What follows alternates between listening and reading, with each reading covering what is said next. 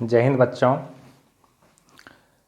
आज के इस सेशन में आप देखेंगे कक्षा 10वीं गणित, जो हम द्विघात समीकरण के बारे में अध्ययन कर रहे हैं, जो इसका चौथा चैप्टर है और इसका जो है उदाहरण 12 अभी हम करेंगे। इससे पिछले सेशन में हम उदाहरण 11 तक कर चुके हैं और अब उदाहरण 12 कर रहे हैं। तो जो भी इस चैनल पे बच्चे नए आए हैं वो प्लीज़ चैनल को सब्सक्राइब कर लें, लाइक कर दें और बेल आइकन को दबा दें। चलिए अब हम स्टार्ट करते हैं। इसका उदाहरण 12 हम देख लेते हैं कि क्या कह रहा है। और यह आपको जो सवाल अभी दिया गया है, यह सवाल है आपको वर्ड प्रॉब्लम, यानी कि शब्द पे आधारित क्वेश्चन है। और इससे पहले भी बताए थे क्या कि जब शब्द पे आधारित क्वेश्चन रहे तो उससे घबराना नहीं है। क्यों घबराना नहीं है? क्योंकि उस सवाल को इतने ही अच्छे ढंग से और आसान रूप में हल करेंगे कि जो है ना आपको लगेगा ही नहीं कि जो है ना ये कोई हार्ड है। बहुत सारे बच्चे होता है क्या कि जब इतना लंबा क्वेश्चन दिया हुआ रहता है तो वह पढ़ते पढ़ते जो है ना उनका समीकरण गलत कर देता है। मतलब जब समीकरण पढ़ता है सवाल को तो उससे पढ़ने से उनको कुछ मिलता ही नहीं है। तो इसलिए जब सवाल दिया हुआ रहेगा तो उस सवाल को ध्यान से पहले पढ़ना है कि सवाल कह क्या रहा है, क्वेश्चन मेरा कह क्या रहा है, और उसके बाद जो क्वेश्चन कहेगा उसी आधारित पे इनका हमें द्विघात समीकरण निरूपित करना है। चलिए आप देख लेते हैं इसमें क्या कर रहा है। तो कह रहा है, सवाल कर रहा है आपको एक ऐसे आयताकार पार्क को बनाना है। ठीक है, आयताकार पार्क बनाना है। चलिए हम आयताकार पार्क बना लेते हैं। ठीक है, ये मेरा आयताकार पार्क हो गया। ठीक, ये थोड़ा आपको वर्ग की तरह लग रहा था, थोड़ा जो है ना इसकी चौड़ाई कम कर देते हैं। ये आयताकार पार्क हो गया जिसकी चौड़ाई इसकी लंबाई से 3 मीटर कम है। अब देखिए यहाँ पे थोड़ा उल्टा कर दिया है। क्या कर दिया है? तो कह रहा है जिसकी लंबाई चौड़ाई से कितना 3 मीटर कम है। मतलब लंबाई जो है चौड़ाई से 3 मीटर ज्यादा है और चौड़ाई जो है लंबाई से 3 मीटर कम है। तो चलिए यहाँ पे अगर आप लंबाई को x, क्योंकि यहाँ पे बात कर रही है क्या कि जिसकी चौड़ाई इसकी लंबाई से 3 मीटर कम है, तो कह रहा है चौड़ाई जो है ना लंबाई से कितना मीटर कम है, चौड़ाई जो है लंबाई से कितना मीटर कम है, तो 3 मीटर कम है। तो अगर यह चौड़ाई x होगा तो लंबाई क्या हो जाएगा, x + 3 हो जाएगा। अगर यह लंबाई x + 3 हुआ तो चौड़ाई 3 मीटर तो कम हुआ ना, कोई दिक्कत नहीं होगा इसमें आपको। चलिए अब आगे अब चलते हैं हम। कह रहा है इसका क्षेत्रफल पहले से निर्मित समद्विबाहु त्रिभुजाकार, ओ इसके ऊपर एक समद्विबाहु त्रिभुज भी बनाना है। चलिए हम बना लेते हैं एक समद्विबाहु त्रिभुज, ऐसे ऐसे। ठीक है, इसके बीच में एक लंब भी करा डालने के लिए डाल दिए। करा इसके ऊपर निर्मित समद्विबाहु त्रिभुज पार्क जिसका आधार आयताकार पार्क की चौड़ाई के बराबर है। इसी के बराबर यह जो है ना चौड़ाई के बराबर इसका आधार हो गया, बराबर है, तथा ऊंचाई 12 मीटर दिया हुआ है। ऊंचाई को 12 मीटर मान लेते हैं। कितना है, 12 मीटर है। ठीक है, से 4 वर्ग मीटर अधिक हो इस आयताकार पार्क की लंबाई और चौड़ाई ज्ञात कीजिए। हमें इस आयताकार पार्क की क्या करना, लंबाई और चौड़ाई ज्ञात करना है। ऐसे जो ये हम फिगर बनाए हैं, ये फिगर आपको सवाल में ही दिया हुआ है, ये आपको समझाने के लिए हम ये निर्माण किए हैं। अब एक चीज आप बताइए कि यहाँ पे कह रहा है क्या कि जो पहले से निर्मित होगा, ये आयताकार पार्क जो हमें बनेगा वो, और ये जो त्रिभुज जो बनेगा वो, इसमें क्या कह रहा है कि इसका क्षेत्रफल पहले से निर्मित समद्विबाहु त्रिभुजाकार पार्क, ये जो समद्विबाहु त्रिभुजाकार पार्क इसका जो क्षेत्रफल निकलेगा उससे जो होगा ये आयताकार पार्क का क्षेत्रफल कितना है, 4 वर्ग मीटर अधिक है। देखने से भी लगता है, क्योंकि समद्विबाहु त्रिभुज का जो क्षेत्रफल होगा उससे हमेशा क्या होगा, इस आयताकार पार्क का क्षेत्रफल जो है ज्यादा होगा। देखने से भी वही लग रहा है और यहाँ पे दिया हुआ भी वही है। चलिए अब इसको हम भाषा पर लिखते हैं। अब भाषा पर कैसे लिखेंगे, तो हल में यहाँ लिख लेते हैं। अब सबसे पहले जो है ना हम क्या कर देते हैं, तो मान लेते हैं चौड़ाई, माना कि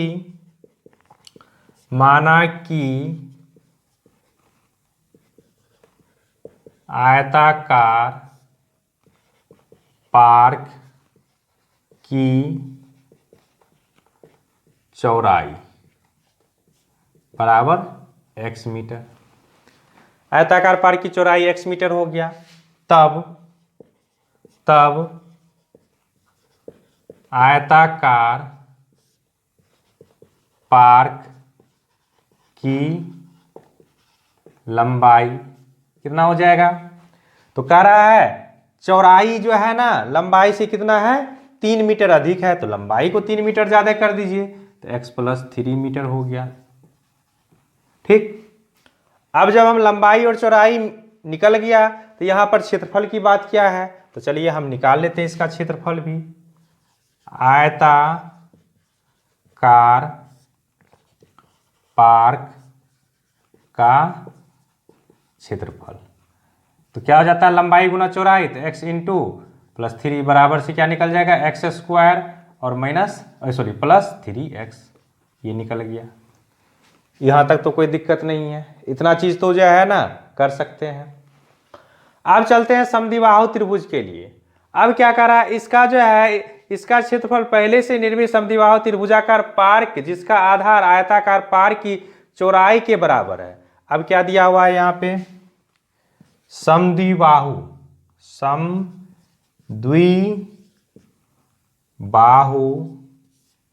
त्रिभुज का आधार कितना दिया हुआ है? x metre. क्यों? क्योंकि जो आयताकार पार्क का जो है ना चौड़ाई है वही इसका समद्विबाहु त्रिभुज का क्या है? आधार है, x मीटर हो गया। तो समद्विबाहु त्रिभुज का क्षेत्रफल क्या होता है? और ये दिया हुआ है और दिया गया है, क्या दिया गया है? दिया गया ऊंचाई, इसकी त्रिभुज की ऊंचाई कितना दिया है? 12 मीटर दे दिया है। ये ऊंचाई हमको दे दिया है, कितना है? तो 12 मीटर है। तो चलिए हम लिखते हैं समद्विबाहु त्रिभुज का क्षेत्रफल। समद्विबाहु त्रिभुज का क्षेत्रफल क्या हो जाता है? तो समद्विबाहु त्रिभुज का क्षेत्रफल होता है आपको 1/2 गुना आधार गुना ऊंचाई। आधार x है और ऊंचाई 12 है, इसको काटिएगा 6 दूना 12 बराबर 6x निकल गया मीटर स्क्वायर। और यहाँ भी मीटर स्क्वायर, क्योंकि जो है ना गुना कर रहे हैं तो मीटर स्क्वायर लगेगा ही। यहाँ तो क्लियर है। अब लिखिए प्रश्न से। चलिए अब एक बार हम क्वेश्चन को पढ़ते हैं। अब जो पढ़ेंगे उसी पे जो है ना इसका सारा खेल होने वाला है। कह रहा है एक ऐसे आयताकार पार्क को बनाना है। आयताकार पार्क बन गया जिसकी चौड़ाई इसकी लंबाई से 3 मीटर कम है, वो भी हम कर लिए। अब कह रहा है इसका क्षेत्रफल, किसका? ये जो आयताकार पार्क का क्षेत्रफल है, इसका क्षेत्रफल पहले से निर्मित समद्विबाहु त्रिभुज, ये समद्विबाहु त्रिभुज का पार्क जिसका आधार आयताकार पार्क की चौड़ाई के बराबर है, जिसका आधार क्या है? आयताकार पार्क की चौड़ाई के बराबर है तथा ऊंचाई 12 मीटर है, से 4 वर्ग मीटर अधिक है। कौन? तो ये आयताकार पार्क का क्षेत्रफल। तो चलिए हम कर देते हैं यहाँ पे, ये 6x बराबर से क्या हो जाएगा? x square plus 3x। अब कह रहा है ये तो है, ये हो गया त्रिभुज का क्षेत्रफल है, त्रिभुज का क्षेत्रफल बराबर आयताकार पार्क का क्षेत्रफल। अब ये लिख दिए हैं। अब आयताकार पार्क का जो क्षेत्रफल है वह क्या कह रहा है? त्रिभुज के क्षेत्रफल से ये क्या है? 4 वर्ग मीटर अधिक है। अब जब हम बराबर करेंगे तो ये तो 4 वर्ग मीटर अधिक है, या तो इसको 4 इसमें से हमें निकालना पड़ेगा, या 4 इसमें क्या करना पड़ेगा? जोड़ना पड़ेगा, तभी दोनों बराबर होगा ना। अब ये तो कह दिया है कि ये 4 वर्ग मीटर ही अधिक है, ये तो देखने से भी पता चलता है वह अधिक है। तो या तो इसमें से 4 वर्ग मीटर निकाल लीजिए तो फिर यह त्रिभुज के बराबर हो जाएगा, या नहीं तो त्रिभुज में 4 मीटर जोड़ दीजिए तो बराबर हो जाएगा। तो चलिए हम यहाँ पे क्या करते हैं, त्रिभुज में ही 4 मीटर जोड़ देते हैं, कोई दिक्कत? अब चलिए इसको हल कर लीजिए। तो 6x प्लस 4 बराबर x स्क्वायर प्लस 3x है। चलिए सभी को लेकर के उस साइड चले जाइए। तो x स्क्वायर प्लस 3x और ये आएगा इस साइड तो -6x और -4 बराबर से इधर हो जाएगा 0। यहाँ क्या हो जाएगा x² और यहाँ पर 6x और यहाँ पर 3x दोनों एक ही कैटेगरी का है, लेकिन इसका जो है ना यह ऋण में है और यह धन में है, तो कितना बच जाएगा, तो ऋण 3x बच जाएगा, 6 में से 3 घटेगा तो, और -4 बराबर से 0। ये आपका द्विघात समीकरण बन करके तैयार हो गया। अब इसको क्या करना है, हमें द्विघाती सूत्र का उपयोग करके इनको हल करना है। तो चलिए यहाँ पे अब लिखते हैं किससे, यहाँ ax² plus bx plus c बराबर 0 से तुलना करने पर तुलना कर देते हैं। अब यहाँ पर x² के साथ गुणांक a है और इसके साथ गुणांक नहीं कुछ है तो क्या है, 1 है, a बराबर 1 हो जाएगा। x के साथ b गुणांक है और यहाँ पर x के साथ क्या है, -3 है, तो यहाँ b बराबर से क्या हो जाएगा, -3 हो जाएगा, और c बराबर क्या हो जाएगा, -4 हो जाएगा। अब द्विघात सूत्र क्या होता है, अच्छा द्विघात सूत्र निकालने से पहले उसका उपयोग करने से पहले हम क्या कर लेते हैं, तो हम d निकाल लेते हैं। तो d बराबर क्या बताए थे, b² - 4ac हम निकाले थे। चलिए ये देख लेते हैं, तो -3 का स्क्वायर -4 गुने 1 गुने -4, तो बराबर से क्या होने वाला है, तो 3 का वर्ग कीजिएगा तो कितना हो जाएगा, 9 हो जाएगा, माइनस गुना माइनस कीजिएगा प्लस हो जाएगा, 4 चौके 16 बराबर से 25। ये निकल गया क्या, ये किससे, 0 से बड़ा है, और 0 से जब बड़ा है तो इसका मान क्या आने वाला है, वास्तविक तो ही होगा और साथ ही क्या होने वाला है, तो मान इनका वो समान होने वाला है। चलिए अब इनको जो है ना द्विघात सूत्र पे हम उपयोग करके इनका, तो द्विघात सूत्र क्या होता है आपको तो मालूम है, x बराबर -b प्लस माइनस √d/2a लगाते हैं।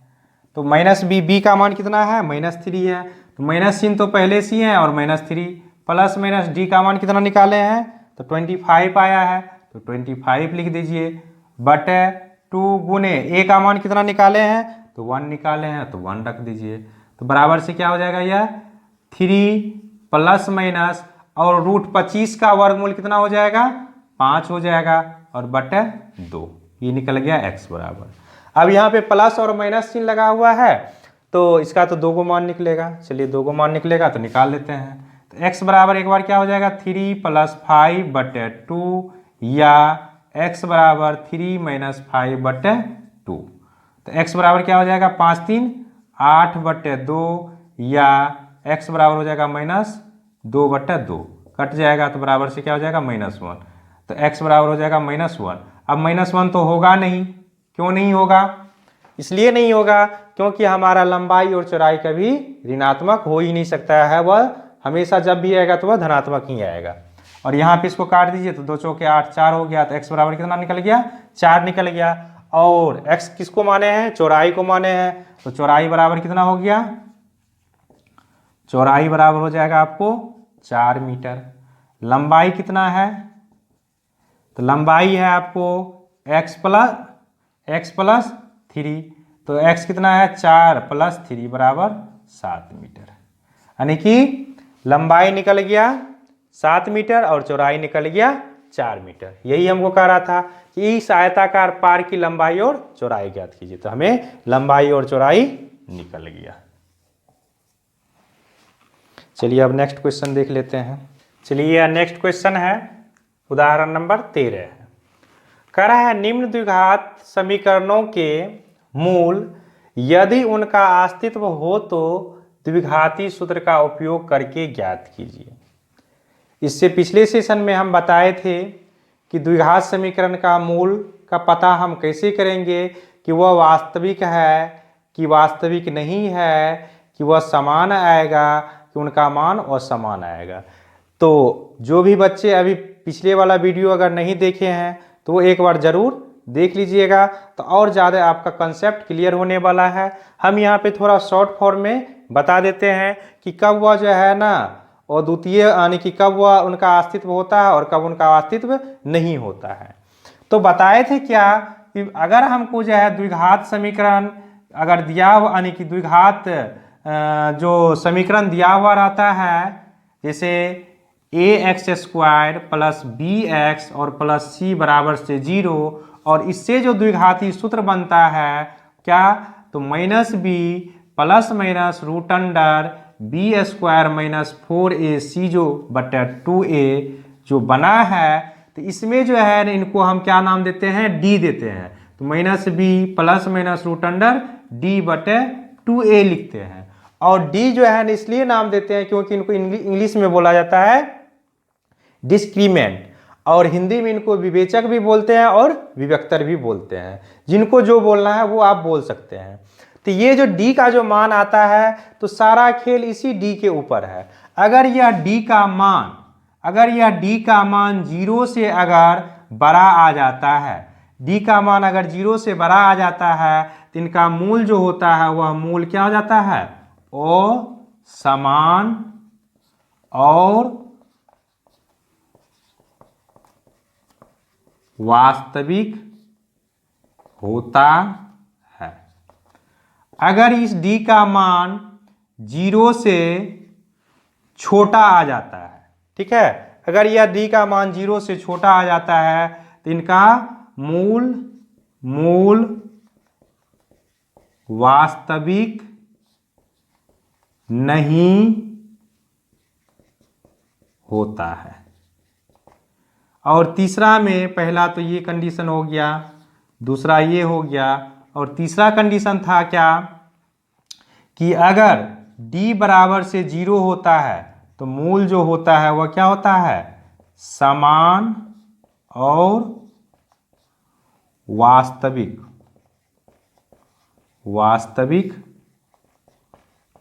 होता है। इन सब का बेसिक हम पिछले वीडियो में कर चुके हैं। थोड़ा और इस पे हम डिस्कशन कर लेते हैं। कहने का अर्थ यह है कि अगर बी स्क्वायर माइनस 4ac का मान अगर 0 से बड़ा आता है तो उस कंडीशन में जो मूल निकलेगा, हमें दो जो मूल प्राप्त होगा वह मूल असमान होगा, एक जैसा नहीं रहेगा और वह वास्तविक होगा। दूसरा कंडीशन में कहने का अर्थ यह है क्या कि d का मान जब 0 से छोटा आएगा, 0 से छोटा का मतलब क्या हुआ, जब भी आएगा तो ऋणात्मक आएगा। 0 से अगर कुछ छोटा होता तो क्या होता है, ऋणात्मक होता है, कर्ज में होता है। तो उस कंडीशन में इनका मूल जो होगा वास्तविक नहीं होगा, वह काल्पनिक होगा, उनका हल संभव है ही नहीं। उसके बाद अगर d का मान 0 आ जाता है, यानी कि बी स्क्वायर माइनस 4ac को हल करते हैं और अगर बराबर से 0 निकलता है तो उस कंडीशन में जो मान निकलेगा, मूल जो निकलेगा वह मूल समान होगा और वास्तविक होगा। चलिए अब हम सवाल को इसी कंडीशन पर देख लेते हैं, हल कर लेते हैं। यहाँ से हल, पहला क्वेश्चन है आपको 3x स्क्वायर माइनस 5x और प्लस 2, और सभी क्वेश्चन के लिए हमें तुलना किससे करना है, तो ax square plus bx plus c से हमें तुलना करना है। तो तुलना जब कीजिएगा तो यहाँ पर क्या होने वाला है, a बराबर क्या हो जाएगा 3 हो जाएगा, b बराबर क्या हो जाएगा -5 हो जाएगा, और c बराबर से क्या होने वाला है 2 होने वाला है। अब इसमें द्विघात समीकरण का सूत्र लगाने से पहले हमें क्या निकालना है, तो d का मान निकालना है। तो d बराबर क्या होता है, तो बी स्क्वायर माइनस 4ac होता है। चलिए आप देख लेते हैं, तो -5 का स्क्वायर -4 गुना 3 गुना 2, तो बराबर 5 को गुना कीजिए तो कितना हो जाएगा, 25 हो गया, माइनस चिन्ह 4 तिया 12, 12 दूना 24, बराबर हो गया आपको 1। इसका मतलब क्या है, इनका मूल क्या कर रहा है, उनका अस्तित्व है। तो लिख दीजिए इनका अस्तित्व है, इनका अस्तित्व है, अस्तित्व है। यह 0 निकलेगा और 0 से बड़ा निकलेगा तो ही अस्तित्व होगा। अगर 0 से छोटा आ गया, अगर ऋणात्मक आ गया तो लिख देंगे इनका अस्तित्व नहीं है, तब हम आगे कुछ करना ही नहीं है, बस वहीं पर इनको छोड़ देना है।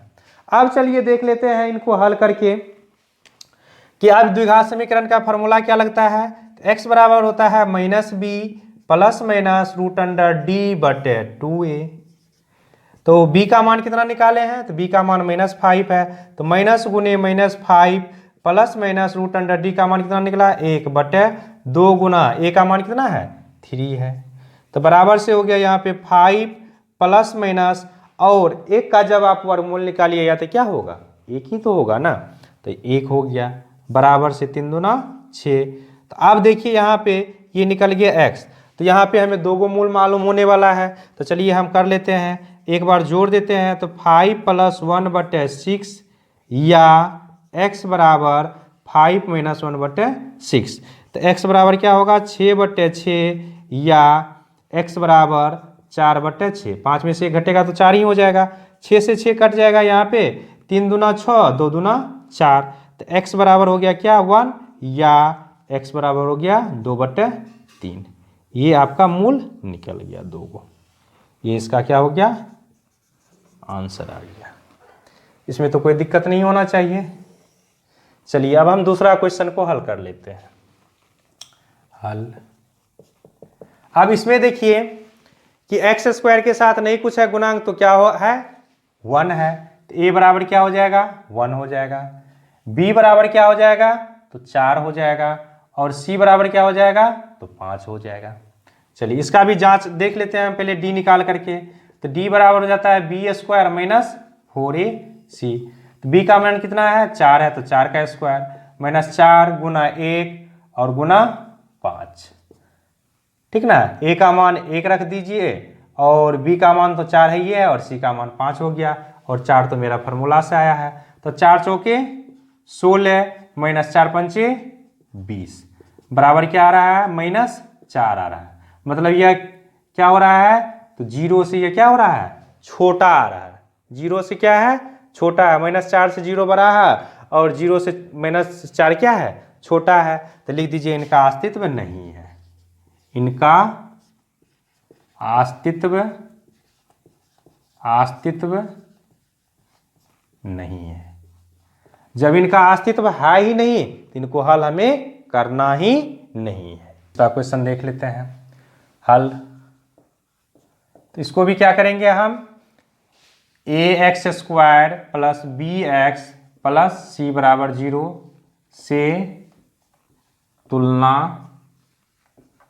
करने पर, चलिए तुलना कर लेते हैं। तो a बराबर से क्या होने वाला है 2, b बराबर क्या आने वाला है तो -2√2 आने वाला है, और c बराबर क्या आने वाला है तो 1 आने वाला है। इतना तो आएगा ही आएगा। चलिए अब क्या निकालना होता है हमें, तो d का मान निकालना होता है, यही ना, d का मान निकालना है। चलिए d का मान निकाल लेते हैं। तो क्या होता है फार्मूला b² - 4ac, तो b का मान कितना है -2√2 का वर्ग -4 गुने a का मान कितना है 2 गुने c का मान कितना है 1 है।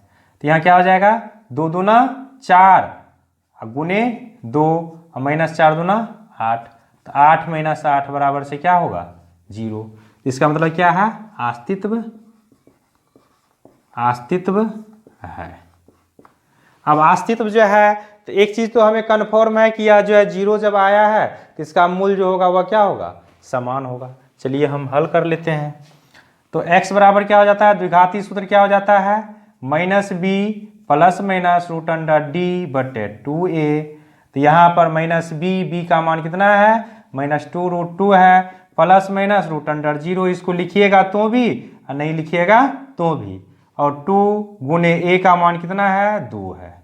तो बराबर से यहाँ क्या होने वाला है 2√2/4, 2 दूना 4, तो बराबर 2/2 x का मान। तो x को 2 बार लिख दीजिए इसी मान को, √2/2 और √2/2, मतलब 2 को मान निकलेगा, क्योंकि यहाँ पे √0 का मान तो कुछ होने वाला नहीं है, और 0 को जोड़िएगा तो भी वही मान, 0 को घटाइएगा तो भी वही मान। तो x का जो है 2 मूल आएगा, और दोनों मूल क्या आएगा √2/2। चलिए इसको स्क्रीनशॉट ले सकते हैं और कंप्लीट कर लीजिए। इसके बाद नेक्स्ट क्वेश्चन कर रहे हैं। चलिए ये आपका उदाहरण नंबर 14 है। इसमें भी वही चीज कर रहा है, निम्न समीकरणों के मूल ज्ञात कीजिए। जो समीकरण हमको दिया गया है उस समीकरण का हमें क्या करना है मूल ज्ञात करना है। तो इसमें देखिए थोड़ा अटपटा जैसा दिया हुआ है क्वेश्चन, आप लोग देख लिए होंगे तो थोड़ा माइंड तो चकराता होगा कि भाई ये क्या दे दिया है, तो इससे घबराना नहीं है। चलिए अटपटा जैसा दिया हुआ है तो इसको सबसे पहले हम क्या करेंगे, द्विघात समीकरण के रूप में कन्वर्ट करेंगे और उसके बाद फिर हम इनको हल करेंगे। चलिए अब कर लेते हैं हल। जैसे हम हल करते हैं वैसे ही करेंगे। अब यहाँ पे इसके बटे में नहीं कुछ है तो 1 तो लगा सकते हैं, तो इसका एलसीएम क्या हो जाएगा, लघुत्तम क्या हो जाएगा, x हो जाएगा। तो x से x को गुना कीजिएगा तो x स्क्वायर प्लस यहाँ पे 1 बराबर से 3। अब इसको कोना कोनी गुना कीजिएगा तो यहाँ पर x स्क्वायर प्लस 1 और x से 3 को गुना कीजिएगा तो बराबर क्या हो जाएगा, 3x हो जाएगा। और यहाँ पे x स्क्वायर और 3x को इस साइड ले आइएगा तो 3x और प्लस 1 बराबर से 0। और एक चीज और यहाँ ध्यान दीजिए, यहाँ पे क्या दे दिया है, x नॉट इजकल टू 0, मतलब किसी भी कंडीशन में x का मान 0 नहीं आना चाहिए। अगर x का मान 0 हुआ तो फिर खेल खत्म है, इसका कुछ होने वाला नहीं है, हल होगा नहीं। चलिए तो अभी हम द्विघात समीकरण का उपयोग कर रहे हैं तो हम उन्हीं से कर लेते हैं। तो उनके लिए हमें क्या करना पड़ता है, तो ax square plus bx plus c बराबर से 0 से तुलना कर लेते हैं। तुलना करने पर कर लेते हैं तुलना यहाँ। तो a बराबर से क्या आने वाला है, तो 1, b बराबर से क्या आने वाला है, तो -3 और c बराबर से क्या आने वाला है, 1। अब तो आप लोग जो है ना ये सब चीज सीख लिए होंगे कि a क्या होता है, b क्या होता है और c क्या होता है। अब तो दिक्कत नहीं होने वाला है, अब तो सवाल आपको फटाफट बनने वाला है। सिर्फ आपके पास समीकरण चाहिए, आप फटाक से हल कर सकते हैं। चलिए तो यहाँ पर d निकाल लेते हैं हम, तो b स्क्वायर माइनस 4ac, तो b का मान कितना है, -3 का स्क्वायर -4 गुना a का मान क्या है 1 और गुना c का मान क्या है 1, तो 3 3 9 -4 बराबर से क्या आ जाएगा, 5 आ जाएगा। इसका मतलब है इनका मूल क्या आने वाला है, वास्तविक आने वाला है। और आप लोग को दिक्कत नहीं लेना है, प्रत्येक क्वेश्चन प्रत्येक पहले हम एग्जाम्पल करेंगे, उदाहरण करेंगे, फिर प्रत्येक एक्सरसाइज का सवाल करने वाले हैं। एक भी सवाल छूटने वाला नहीं है। अगर आप लोग को अगर बनाने में अच्छा लग रहा है तो आप लोग खुद से भी एक्सरसाइज कर सकते हैं, नहीं तो फिर आपको जो भी क्लास का ये मिलेगा उसमें जो है ना आपको प्रत्येक क्वेश्चन मिलने वाला है, A to Z मिलने वाला, कहीं कोई दिक्कत नहीं होने वाला है। तो चलिए ध्यान से खाली बने रहिएगा आप लोग। तो ये निकल गया, d का मान निकल गया कितना, 5 निकल गया। तो चलिए आप द्विघात समीकरण का उपयोग कर लेते हैं। तो x बराबर क्या हो जाता है, -b प्लस माइनस √d बटे 2a हो जाता है। तो यहाँ पे मान बैठा दीजिए। तो b का मान कितना है, -3, तो माइनस गुना -3 प्लस माइनस √d का मान निकला है कितना, 5 बटे 2 गुना a का मान कितना आया है, a का मान कितना आया है, 1 आया है। चलिए अब यहीं से हम अलग अलग कर लेते हैं दोनों का। तो एक बार अच्छा चलिए पहले एक बार एक स्टेप और लिख लेते हैं। तो 3 प्लस माइनस √5 बट्टे क्या हो गया, 2 हो गया। तो यहाँ पे हमें दो को मान यानी कि मिलने वाला है। एक बार हमें प्लस को ले आना है और एक बार हमें माइनस के साथ चलना है। तो x बराबर क्या हो जाएगा, 3 प्लस √5 बटे 2 या x बराबर 3 माइनस √5 बटे 2। अब यहाँ पर देखिए 3 में से तो √5 घट नहीं सकता है, क्योंकि रूट का मान 5 रूट का मान हमें दशमलव में आएगा, तो उसको उतना हमें हल करना नहीं है। सिर्फ हमें यहाँ पे मूल करा था निकालने के लिए, तो हम इनका मूल निकाल दिए। तो ये 2 मूल इसका निकल गया। चलिए अब हम देख लेते हैं इसका एक और क्वेश्चन दिया हुआ है, इसको हम कर लेते हैं। अब पहले इसको हम सोल्यूशन कर लेते हैं। तो इसका लघुत्तम लीजिएगा तो कितना हो जाएगा, x इंटू x माइनस 2 हो जाएगा। ठीक है, यहां से कर देते हैं 2 नंबर का। ठीक है, तो एलसीएम लिए तो x इंटू x माइनस 2 हो गया। x इसमें भागा दीजिएगा, कट जाएगा, तो हमें क्या करना पड़ेगा, x माइनस 2 से 1 को गुना करना पड़ेगा। तो यहाँ हो जाएगा आपको x माइनस 2 हो जाएगा। माइनस का चिन्ह है, माइनस का चिन्ह दे दीजिए। x माइनस 2 से भागा दीजिएगा तो x बचेगा, तो x से 1 को गुना कर दीजिए तो x हो गया, और बराबर से क्या है, 3 है।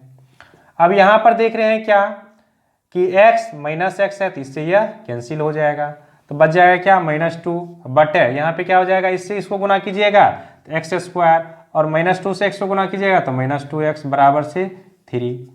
अब इसको क्या कीजिए, यहाँ पे कोना कोनी गुना कर दीजिए, बाय क्रॉस मल्टीप्लिकेशन कर दीजिए। कोना कोनी हम गुना कर लेते हैं।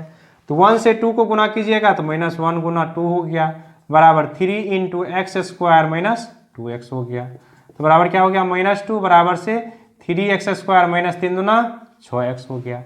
अब यहाँ पर एक्स स्क्वायर वाला जो है ना हमेशा क्या रहना चाहिए, तो धनात्मक में रहना चाहिए। ठीक है, एक्स स्क्वायर जो होता है वह हमेशा धनात्मक में रहना चाहिए। तो इस -2 वाले को हम उस साइड लेके चल जाते हैं और बराबर 0 हो जाएगा। और यह जाएगा तो माइनस में है, तो उधर जाएगा तो प्लस में हो जाएगा। तो यहाँ से हम लिखना स्टार्ट करते हैं, 3x स्क्वायर माइनस 6x और -2 को इधर लाइएगा तो कितना हो जाएगा, प्लस हो जाएगा और बराबर 0। अब यहाँ पर देखिए ये तो बन गया, आपको द्विघात समीकरण बन गया।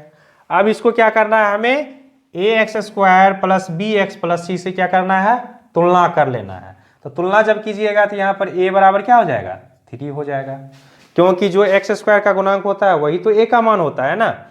और फिर b बराबर क्या हो जाएगा, -6 हो जाएगा, क्योंकि जो x का सिर्फ गुणांक रहता है वो क्या होता है, b का मान होता है। और c वाला तो जो अचर मान रहता है वह c का ही होता है, तो बराबर से 2। तो इसको पहले हम d बराबर निकाल देते हैं। तो b स्क्वायर माइनस 4ac पर जांच कर लेते हैं कि इनका अस्तित्व है कि नहीं है। अगर अस्तित्व हुआ तो आगे चलेंगे, नहीं अस्तित्व होगा तो आगे नहीं चलेंगे। तो -6 का स्क्वायर -4 गुना a का मान कितना है, 3 गुना 2, तो माइनस माइनस तो प्लस हो जाएगा। और 6 गुना 6 कीजिएगा, 6 का वर्ग कीजिएगा तो कितना हो जाएगा, 6 6 के 36 माइनस 4 तिया 12, 12 दूना 24, 36 में से 24 घटेगा तो कितना बच जाएगा, 12 बच जाएगा। इसका मतलब क्या है, इनका अस्तित्व है। अब तो इनको हल करना पड़ेगा हमें, तो चलिए हल कर लेते हैं। तो x बराबर क्या हो जाता है, -b प्लस माइनस √d/2a। तो माइनस b का मान कितना है, b का मान है -6 है, तो -6 लिख दीजिए। प्लस माइनस d का मान कितना निकाले हैं, 12 निकाले हैं, 12 पुट कर दीजिए। और 2 गुना a का मान कितना निकाले हैं, 3 निकाले हैं, 3 रख दीजिए। तो बराबर से यहाँ पे 6 प्लस माइनस, अब आ गया 12 का वर्गमूल निकालने के लिए। तो 12 का वर्गमूल को क्या कर सकते हैं हम, 12 का गुणनखंड जब कीजिएगा तो 2 से 6 दूना 12, 2 से 3 दूना 6, मतलब 2 को 2 आ रहा है और 1 को 3 आ रहा है। तो वर्गमूल कितना हो जाएगा इसका, तो 2√3 हो जाएगा। तो यहाँ कर दीजिए 2√3 बटे 2 गुना 3। अब देख रहे हैं क्या, यहाँ पे भी 3 दूना 6 हो रहा है, यहाँ भी 2 आ रहा है, तो 2 कॉमन कर लीजिए इसमें से। तो यहाँ क्या हो जाएगा, 3 प्लस माइनस √3 और अच्छा चलिए इसको ऊपर ही लिख देते हैं, यहाँ से दिखेगा नहीं, यहाँ से कर लेते हैं। तो x बराबर इसको लिख सकते हैं 6 को 2 गुना 3 प्लस माइनस 2√3 बटे 2 गुना 3।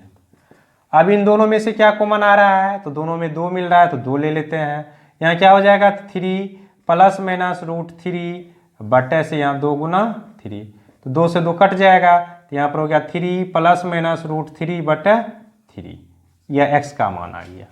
अब x का तो हमें 2 मूल यहाँ पे चाहिए, तो एक प्लस वाला का लिख दीजिए और एक माइनस वाला का लिख दीजिए। तो x बराबर एक बार लिख दीजिए 3 प्लस √3 बटे 3, या x बराबर 3 माइनस √3 बटे 3। ये 2 मान आपका निकल गया आंसर। चलिए अब अगला सवाल देख लेते हैं। चलिए इसका उदाहरण नंबर 15 है, और यह जो क्वेश्चन है बहुत ही मज़ेदार क्वेश्चन है, ठीक ना। यह क्वेश्चन बहुत ही मज़ेदार है, और इससे पिछले क्लास में भी जो है ना इस टाइप का क्वेश्चन 2-3 क्वेश्चन किए हैं, तो इसीलिए आप लोगों को दिक्कत नहीं होना चाहिए।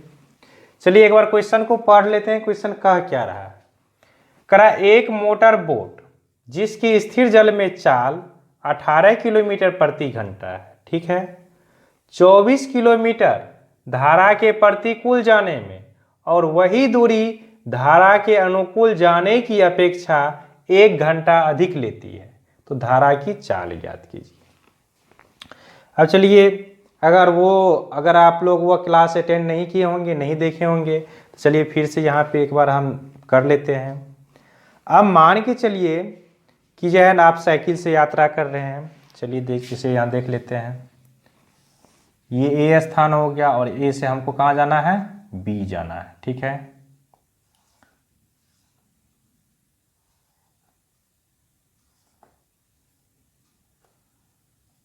ठीक है। ये मान लीजिए क्या है, साइकिल है ये, और इस साइकिल से आप इस दिशा में जा रहे हैं, ठीक है, और हवा भी इसी दिशा में बह रही है। साइकिल से आप इस दिशा में जा रहे हैं और हवा भी इसी दिशा में बह रहा है। साइकिल का डिजाइन थोड़ा अच्छा नहीं बना है, तो मान लेते हैं कि साइकिल ही है, या पैदल ही चलिए जा रहे हैं। नहीं, साइकिल ही रहने दीजिए, ठीक है, साइकिल ही रहने दीजिए। ये 2 चक्का हो गया और इसको ऐसे जोड़ दीजिए और इसके ऊपर एक हैंडल लगा दीजिए, ठीक है। ये साइकिल से जा रहे हैं इस दिशा में और हवा भी इसी दिशा में बह रही है। जब जिस दिशा में हवा बह रही है और उसी दिशा में जब आप चलिएगा ना, तो जाने में बड़ा मजा आता है। क्या मजा आता है? तो कम्मो पैडल देते हैं ना, तो बड़ी रफ्तार से साइकिल आगे भागता है। कम्मो पैडल दीजिएगा तो ससुरा को पूरा आगे भागेगा एकदम रफ्तार से। कभी कभी तो ऐसा होता है कि वहाँ पे हमें ब्रेक दबाना पड़ता है, जोर से दबाना पड़ता है। अगर ब्रेक नहीं दबाइएगा तो एक्सीडेंट भी हो सकते हैं। कभी कभी तो ऐसा आंधी आता है कि जिधर हवा चल रही है अगर उस दिशा में जा रहे हैं तो हमें बड़ा आनंद आता है। तो इसका मतलब क्या है कि हवा का जो है कुछ ना कुछ अपना गति होगा, उस रफ्तार से हमको धकेल रहा है। तो वहाँ पे जो है ना हमारा जो चाल होगा वह क्या होगा, बढ़ेगा कि घटेगा? तो वहाँ पे चाल मेरा ऑटोमेटिक क्या होगा, बढ़ जाएगा। अब हवा इस दिशा में जा रही है और हम क्या कर रहे हैं, इस ओर आ रहे हैं, विपरीत ओर आ रहे हैं। हवा इधर से उधर जा रही है, हम उधर से इधर आ रहे हैं, उल्टा दिशा में आ रहे हैं। वहाँ पर देखते होंगे पूरा ताकत लगाना पड़ता है, दे पैडिल, फिर भी पूरा जो है ना ताकत लगाना पड़ता है और थक जाते हैं। क्यों? क्योंकि वहाँ पे जो हवा जो हमें धकेल रहा है और हवा के विपरीत हम आ रहे हैं। तो उस कंडीशन में क्या होता है, हमारा जो साइकिल का चाल होता है ना, वो क्या होता है, घट जाता है। उस स्थिति में क्या होता है, घट जाता है। तो इससे पहले ही बताए थे, जब हमको अनुकूल कहता है तो वहाँ पे चाल क्या होता है, बढ़ जाता है, और जब हमको प्रतिकूल कहता है तो वहाँ पे क्या होता है, हमें घट जाता है। मतलब वहाँ पे हमें घटाना है। अब तो दिक्कत नहीं होगा। चलिए अब इनको हम मान लेते हैं। और यहाँ पे कह रहा है धारा की चाल, तो सारा जड़ यहीं पे खत्म हो जाता है कि धारा की चाल। तो धारा की चाल क्या होगा, तो मान लेते हैं धारा की चाल x होगा। हल में माना कि धारा की चाल बराबर x किलोमीटर प्रति घंटा। अब धारा की चाल हो गया x किलोमीटर प्रति घंटा, और चाल बराबर क्या हो जाता है, चाल जब हमें निकालना होता है तो चाल बराबर हो जाता है आपको क्या, चाल बराबर हो जाता है क्या। अब एक चीज देखिए, चाल का जो है ना फॉर्मूला याद करना पड़ता है, लेकिन एक ऐसा ट्रिक बता रहे हैं कि वह याद करना ही नहीं पड़ेगा। जैसे अगर आपसे पूछ दिया जाए कि आप 10 किलोमीटर का दूरी तय किए हैं और 10 किलोमीटर दूरी तय करने में आपको 2 घंटा का समय लगा, आप अपनी चाल बताइए, आप किस चाल से आ रहे हैं। तो आप कहिएगा 2 घंटा में हम 10 किलोमीटर गए, तो 1 घंटा में 5 किलोमीटर गए होंगे। तो चाल मेरा क्या हो गया, 5 किलोमीटर प्रति घंटा हो गया। दूरी कितना था, 10 किलोमीटर था, और समय कितना लग गया, 2 घंटा लग गया। तो 10 में हम क्या किए, 2 से भाग दे दिए, तो हमें चाल पता चल गया। तो इसीलिए यहाँ पे चाल बराबर क्या जाता है, दूरी बटे समय। और कुछ कुछ चीज़ों को है क्या कि जब आप अपने लाइफ में उतारिएगा ना, तो वो जो है ना आपको आपके लिए बहुत ही इजी हो जाएगा और याद करना नहीं पड़ेगा। तो यहाँ से क्या बन जाएगा, समय बराबर क्या निकल जाएगा, समय बराबर क्या हो जाएगा, दूरी बटे चाल हो जाएगा। 2 फार्मूला निकल गया। नहीं, चाल बराबर दूरी बटे समय, समय बराबर क्या हो जाएगा, दूरी बटे चाल हो जाएगा। इतना तो क्लियर है। अब चलिए निकालते हैं। तो सबसे पहले क्या दिया हुआ है, धारा के प्रतिकूल नौ की चाल। धारा के प्रतिकूल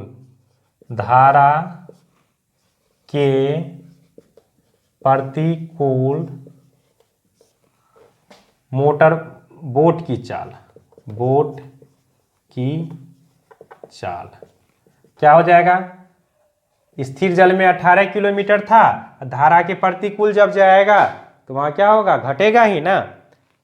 जैसे कि ये हो गया आपका नदी हो गया, ये नदी है, ठीक है, और इसमें बहुत सारा पानी है,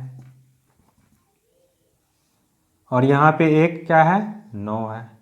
और ये 9 जो है ना, जब पानी स्थिर है तो उस समय जो है ना इसकी चाल कितना है, 8 किलोमीटर प्रति घंटा, ये ना है। स्थिर जल में इसकी चाल कितना है, 18 किलोमीटर प्रति घंटा है, 18 किलोमीटर प्रति घंटा है।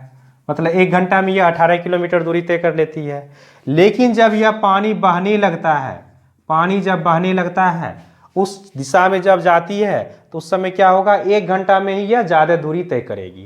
तो इसलिए यहाँ क्या हो जाएगा, और जब वह विपरीत दिशा में आता है, प्रतिकूल में जब आता है तो वहाँ पर क्या हो जाता है, चाल घट जाता है। तो यहाँ क्या हो जाएगा, प्रतिकूल हम निकाल रहे हैं तो 18 - x किलोमीटर प्रति घंटा, मतलब 1 घंटा में 18 में से जो उसका स्थिर जल में चाल रहेगा उससे भी वह क्या हो जाएगा, घट जाएगा। अब यहाँ पर लिखिए धारा के अनुकूल, धारा के अनुकूल बोट की चाल क्या हो जाएगा, 18 + x किलोमीटर प्रति घंटा। इतना तक तो बात क्लियर है, इसमें तो कोई दिक्कत नहीं होने वाला है। अब दूरी कितना दिया हुआ है, 24 किलोमीटर दिया है। तो लिखिए यहाँ पे 24 किलोमीटर धारा के अनुकूल जाने में लगा समय, समय बराबर क्या हो जाता है, तो दूरी बटा चाल। तो अनुकूल में कितना होता है, अनुकूल में 18 + x है तो 24 बटे क्या हो जाएगा, 18 + x हो जाएगा। फिर है 24 किलोमीटर धारा के प्रतिकूल जाने में लगा समय।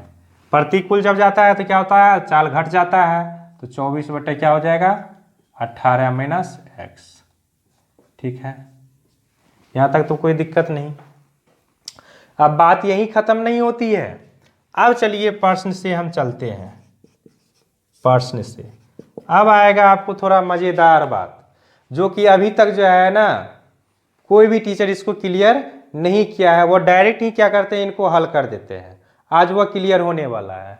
अब प्रश्न से क्या है, तो दूरी कितना है, 24 किलोमीटर है। इधर हम लिख देते हैं अनुकूल, अनुकूल, और इधर बराबर प्रतिकूल। और प्रश्न से क्या कहता है कि दोनों को हमें क्या करना है, बराबर करना है। ठीक है, अनुकूल में कितना लगा है, तो 24 बटे 18 + x और बराबर से 24 बटे 18 - x। अब चलिए सारा खेल यही क्लियर होने वाला है। अब देखिए क्वेश्चन को एक बार पढ़ लीजिए। करा एक मोटर बोट जिसकी स्थिर जल में चाल 18 किलोमीटर प्रति घंटा है, इसका तो काम हो गया है। 24 किलोमीटर धारा के प्रतिकूल जाने में, 24 किलोमीटर धारा के प्रतिकूल जाने में वही दूरी धारा के अनुकूल जाने की अपेक्षा 1 घंटा अधिक लेता है। मतलब प्रतिकूल में क्या हुआ कि जब वह जाएगा तो जो अनुकूल में गया उससे वो क्या ले रहा है, यह 1 घंटा अधिक समय ले रहा है। कौन सा, प्रतिकूल वाला 1 घंटा अधिक समय ले रहा है। क्यों यह अधिक समय ले रहा है, तो इसलिए यह अधिक समय ले रहा है क्योंकि जिस दिशा में पानी बह रही है और उसके विपरीत दिशा में वह नौ को लेकर के आ रहा है, तो उस कंडीशन में इसको 1 घंटा ज़्यादा समय लग रहा है। तो जब हम दोनों को बराबर कर रहे हैं तो या तो इसमें से 1 घंटा हमको कम करना पड़ेगा या 1 घंटा इसमें हमें क्या करना पड़ेगा, जोड़ना पड़ेगा। तो हम यहाँ पर 1 घंटा जोड़ देते हैं। ठीक है, और यही बातें जो है ना अभी तक जो है ना बहुत सारे जो टीचर सब है ना वो इनको क्लियर नहीं किया है, जो क्लियर हो गया आप लोगों के सामने। क्यों कि ये तो 1 घंटा ज़्यादा ले रहा है, तो जब हम दोनों को बराबर कर रहे हैं तो बराबर करेंगे तो 1 घंटा तो इसमें देना पड़ेगा ना, या नहीं तो 1 घंटा इसमें से घटाना पड़ेगा। तो यहाँ पे हम 1 घंटा इसमें जोड़ देते हैं या इसमें घटा दीजिए। अब चलिए हम इनको हल कर लेते हैं। अब यहाँ पे क्या करते हैं, 1 को यहीं रहने देते हैं, 1 को इस साइड रहने देते हैं और इसको उठा करके उस साइड लेकर के चले जाते हैं। तो 24 बटे 18 - x - 24 बटे 18 + x।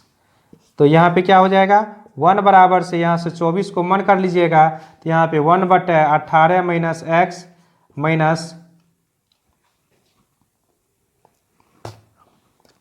बराबर 1/18 प्लस एक्स हो जाएगा। तो बराबर यहाँ पे 1 बराबर से हो जाएगा 24 इंटू यहाँ पर लघुत्तम लीजिएगा तो 18 minus x into 18 plus x, ये हो गया। अब जाकर के इससे भागा दीजिएगा, ये कटेगा तो इससे इसको गुना कीजिएगा तो यहाँ क्या हो जाएगा 18 प्लस एक्स माइनस यहाँ क्या हो जाएगा 18 माइनस एक्स, इससे भगा दीजिएगा तो ये कटेगा तो इससे इसको गुना कर दिए। यहाँ तक तो बात क्लियर है। चलिए अब इसको इस साइड लिख लीजिए और इसको इस साइड कर दीजिए, या नहीं तो यहाँ पे इसको क्या कीजिए कोना कोनी गुना कर दीजिए। तो इसको इस साइड लाइए। अच्छा एक स्टेप और हम कर लेते हैं। तो यहाँ पे 24 इंटू यहाँ पे देखिए 18 प्लस एक्स माइनस 18 और यहाँ पे minus minus plus x but यहाँ पर देखिए 18 minus x into 18 plus x है तो ये क्या हो जाएगा ए स्क्वायर माइनस बी स्क्वायर हो जाएगा। तो यहाँ पे 18 का स्क्वायर कर दीजिए और माइनस एक्स का स्क्वायर कर दीजिए और यहाँ पे 18 से 18 कट गया। अब देखिए ये दोनों बराबर में है तो इसको पहले लिख लीजिए, इसको पहले लिख लेते हैं और इसको बाद में लिखते हैं। चलिए कर देते हैं। तो यहाँ बराबर से क्या होने वाला है 24 इंटू ऊपर में क्या बच रहा है, अच्छा गुने हो जाएगा, गुना ही हो जाएगा। 24 गुने कितना हो जाता है तो 2x बच रहा है तो 2x बटे नीचे में क्या हो जाएगा 18 गुना 18 करके निकालना होगा। चलिए यहाँ पे कर लेते हैं 18 गुने 18 कर लेते हैं। 8 8 64 के 4 हासिल बच जाएगा 6, 8 6 14 हो गया। 8 इकाई 8, 1 इकाई 1 तो 4, 8 4 12 का 2 हासिल बच जाएगा 1 2 1 3, कितना आ रहा है 324। तो बराबर क्या हो गया यहाँ पे 324 माइनस एक्स स्क्वायर बराबर से क्या हो जाएगा 1। नया बटे में 1 लगा दीजिए। चलिए इसको गुना कीजिएगा तो कितना हो जाएगा 24 दूना 48x बराबर इसको सारा को साइड ले जाइएगा तो 324 माइनस एक्स स्क्वायर हो जाएगा। अब इस सारे मान को उठा करके इधर ले आइए तो 48x माइनस 324 और माइनस प्लस एक्स स्क्वायर बराबर से 0। अब चलिए सजा दीजिए इसको द्विघात समीकरण में तो x square minus plus 48x और माइनस 324 बराबर से 0। अब क्या करना है इसका मान निकालना है। किस पे निकालना है मान तो हम निकाल लेते हैं इसका द्विघात सूत्र पे। तो इसको जो है ना तुलना कीजिएगा तो a बराबर यहाँ क्या हो जाएगा 1 हो जाएगा, b बराबर क्या हो जाएगा 48 हो जाएगा और c बराबर क्या हो जाएगा माइनस 324 हो जाएगा। तो पहले हम d निकाल लेते हैं तो d बराबर क्या हो जाता है b स्क्वायर माइनस 4ac हो जाता है। तो 48 का स्क्वायर माइनस 4 गुना a का मान 1 माइनस 324। अब आ गया यहाँ पे 48 आ गया। चलिए 48 गुना 48 कर लेते हैं। 48 गुने 48, 8 8 64 का 4 हासिल बचेगा 6, 8 चौके 32, 32 6 38, 4 8 चौके 32 के 2 हासिल बच गया 3, 4 चौके 16 3 19। तो 4 8 2 10, 9 3 12, 1 13, 13 1 1 2, 2304 कितना हो गया 2304 माइनस माइनस प्लस इससे गुना कीजिएगा 4 चौके 16 हासिल बचेगा 1, 4 दूना 8 1 9, 4 तिया 12 जोड़ दीजिए दोनों को तो 6 4 10, 9 1 10, 3 2 5 1 6 6 2 1 3 आ गया 3600। बहुत मज़ेदार बात है 3600 आ गया। इसका वर्गमूल निकालना बहुत ही आसान है। चलिए अब निकाल लेते हैं x का मान जो द्विघात समीकरण का होता है। क्या होता है द्विघात समीकरण का सूत्र minus B plus minus root under D बटे 2a। तो चलिए b का मान कितना है तो b का मान है आपको कितना 48 है तो माइनस 48 कर देते हैं, plus minus root under D का मान कितना है 3600 है बटे 2 गुना a का मान कितना है 1 है बराबर से तो माइनस 48 प्लस माइनस 3600 है। तो 3600 है तो 3600 का जब आप निकालिएगा तो कितना हो जाएगा 60 गुने 60 कीजिएगा तो 6 के 36 200 यानी कि 36 3600 निकल जाएगा। तो इसका मतलब क्या है वर्गमूल कितना निकल जाएगा इसका 60 निकल जाएगा बटे 2। चलिए अब यहाँ से x का 2 मान निकलने वाला है तो दोनों मान निकाल लेते हैं। तो पहले हम पॉजिटिव ले लेते हैं तो माइनस 48 प्लस 60/2। हल कीजिएगा तो कितना हो जाएगा, 60 में से 48 घटेगा तो कितना हो जाएगा, 12 हो जाएगा। 12/2 तो 6 दूना 12 बराबर कितना निकल गया, 6। यानी कि x बराबर क्या निकल गया, 6 निकल गया। और 6 निकला है तो x हम क्या माने हैं, धारा की चाल माने हैं। तो धारा की चाल कितना हो गया, धारा की चाल बराबर 6 किलोमीटर प्रति घंटा। अब दूसरा देख लेते हैं क्या निकल रहा है। तो x बराबर -48 और -60/2। तो बराबर से क्या होने वाला है, माइनस कितना 104/2। ये तो नॉट इक्वल में होगा, मतलब इसका तो मान, क्योंकि जो है ना जब भी दूरी होगा या चाल होगा तो वह ऋणात्मक हो ही नहीं सकता। चाल जब भी होगा तो वह धनात्मक ही होगा। इसको काटिएगा तो काट दीजिए तो यह कितना हो जाएगा, -52 हो जाएगा। तो x बराबर क्या हो गया, नॉट इक्वल -52। ये तो होगा ही नहीं। तो चाल कितना हो गया, 6 किलोमीटर प्रति घंटा हो गया। यहाँ तक आपका कंप्लीट है। अब जा कर के हम इनका जो एक्सरसाइज होगा नेक्स्ट क्लास में हम वो एक्सरसाइज करेंगे।